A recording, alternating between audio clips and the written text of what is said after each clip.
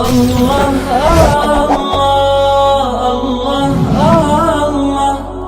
إنما المؤمنون الذين إذا ذكر الله وجلت قلوبهم وإذا تليت عليهم آياته زادتهم إيمانا وعلى ربهم يتوكلون.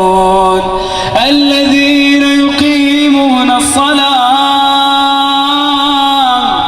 ومما رزقناهم ينفقون أولئك هم المؤمنون حقا لهم درجات عند ربهم ومغفرة ورزق كريم.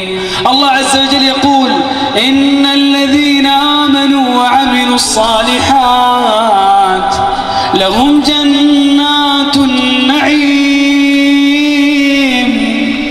خالدين فيها وعد الله حقا وهو العزيز الحكيم.